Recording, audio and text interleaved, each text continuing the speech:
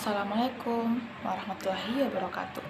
Perkenalkan, nama saya Nadia Nasir dari Program Studi Manajemen Pendidikan Islam, di mana tugas ini akan saya bahas yaitu tentang manajemen kelas, di mana pada artikel 1 yang menjelaskan tentang konsep manajemen kelas yang terdiri dari beberapa definisi dari sudut pandang. Yang pertama, manajemen kelas sebagai proses mengontrol tingkah laku siswa agar tidak melanggar tata tertib belajar di kelas.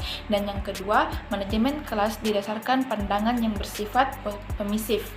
Dan yang ketiga, manajemen kelas didasarkan atau prinsip-prinsip nasional yang positif. Yang keempat, dipandang sebagai proses penciptaan iklim sosio-emosional. Dan yang kelima, manajemen tindakan kelas bertolak dari pandangan bahwa kelas merupakan sistem sosial. Nah, adapun pada bagian B, yaitu ruang lingkup kegiatan manajemen kelas, di mana 4 mencakup, yaitu diantaranya yang pertama, bimbingan disiplin siswa mengacu pada kegiatan pergerakan peraturan dan tata tertib di kelas, baik yang tertulis maupun tidak tertulis. Dan yang kedua, pembinaan iklim sosial kelas adalah mengembangkan dan mempertahankan keeratan hubungan sosial dan kerjasama kelas secara harmonis. Dan yang ketiga, pembinaan iklim sosio-emosional kelas, yaitu menekankan keajaiban pada hubungan internasional psikologis antar anggota kelas. Dan yang keempat, yang terakhir, pengembangan lingkungan fisik kelas, kondisi fisik yang berpengaruh di dalam kelas, yaitu papan buletin, furnitur, dan penerangan temperatur ruang.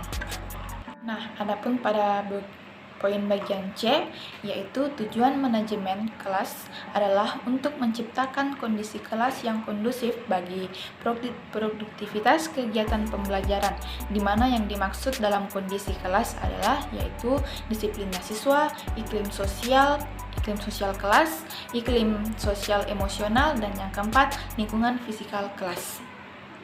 Adapun pada poin bagian D, yaitu sifat manajemen kegiatan kelas meliputi preventif dan kuratif, di mana manajemen kelas yang bersifat preventif merupakan kegiatan mengantisipasi masalah atau problem atau sebelum masalah itu terjadi. Kegiatan preventif berarti tindakan atau pencegahan atau berjaga-jaga agar tidak sampai terjadi masalah yang mengganggu keefektifan pembelajaran di kelas. Nah, adapun juga manajemen kelas yang bersifat kuratif, yaitu berarti penyembuhan, di mana artinya berfungsi untuk mengembalikan kondisi kelas yang terganggu pada kondisi sebelumnya, yaitu pada kondisi prospektif, di mana masalah yang akan terjadi itu akan terselesaikan oleh masalah yang bersifat kuratif. Dan pada poin bagian E, di mana fungsi manajemen kelas yang meliputi yaitu fungsi pengembangan, pengendalian, dan fungsi penyembuhan.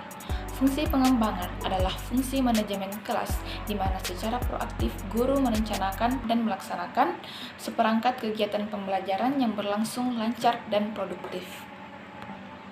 Selanjutnya, fungsi pengendalian adalah seperangkat kegiatan guru yang bermakna menjaga, membina, mempertahankan, dan mengendalikan kondisi kelas agar tetap efektif dalam kegiatan pembelajaran. Adapun pada poin bagian F, yaitu keterampilan dasar manajemen kelas, yaitu di mana tiap prosesnya terwujud dalam perilaku guru di kelas yang mendorong tumbuhnya iklim atau suasana kelas yang bersifat kondusif dan produktif. Ada pula pada bagian G, yaitu masalah-masalah kelas yang mungkin dihadapi guru dalam kegiatan pembelajarannya.